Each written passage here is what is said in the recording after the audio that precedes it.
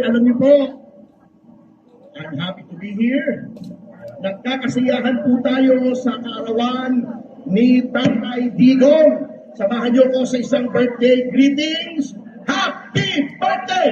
Happy birthday! Tatay Digong! Happy Malakas! Happy birthday! Tatay Digong! Ngunit sa gitna po ng ating kasiyahan ay nagluluksa po tayo, kaya kung makikita niyo po may mga tao dito na nakasuot ng iba.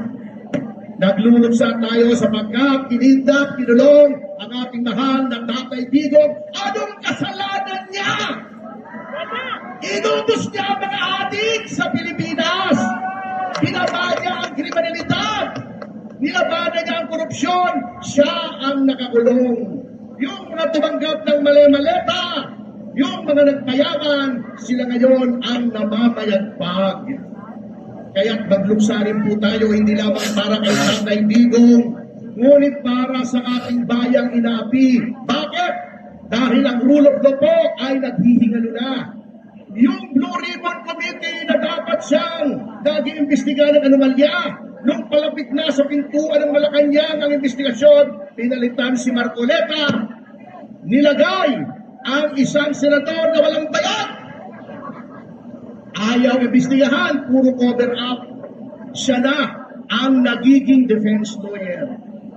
Yung ating ombudsman na pinakahuling sumbungan ng anomalya, sinong nilagay nila? Tuta ng Malacanang!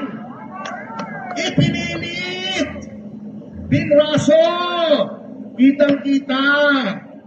Tutang-tuta, puppet na puppet nila. Ang ating mga mambabatas na dapat sila nagsasabi ng tinig ng ating mga taumbayan, the House of the People daw. Siyempre hindi kasama si Congressman Ungat doon sa mga ungas. Itong ungat, yung marami doon ungas. Anong ginagawa? Sa gitna ng krisis, anong inaatupag? Impeachment! Hindi lang impeachment, yung rule of law, ipinabalugtog. Katulad yan, si Luistro, si De Lima, at papangit ng sinasabi. Ng sinasabi. Magaganda naman sila, di ba? Lalo na si De Lima, kaya nga, daming naloko sa kanyang lalaki. Puro pagbaluktot ng batas. Hindi naman, wala naman sa saligang batas ginagawa. Anong gusto nila? Para siraan ang ating pangalawang Pangulo. Yang sisidad niya, tabingi! Ang katuwiran! Ang katuwiran! Hindi pa tapos eh.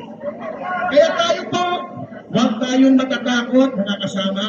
Solid tayo dito sa Davao at I assure you, kita niyo yung mga nandito, Congressman Leviste, Batangas, Cavite, ang pugad ng revolusyon, Kiko Barsaga, nandito ang Duterte Youth Party List, Harold, Respicio, Ilocano, nandito si Atty. Vic Rodriguez, Ismayaran, sa corruption, sa Marcos administration, humiwalay na sa kanila.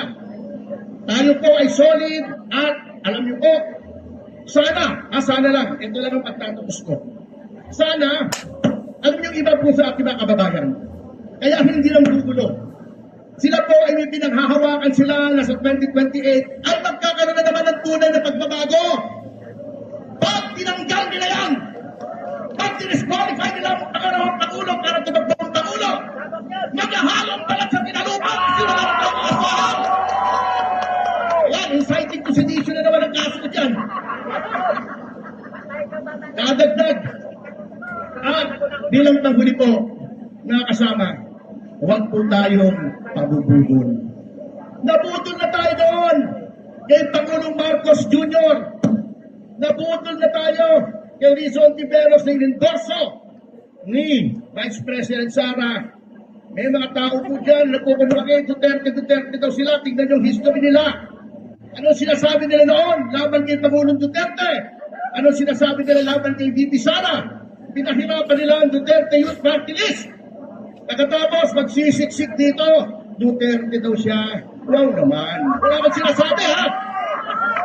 Wala akong sinasabi, hindi ako magpapanggit ng pangalan.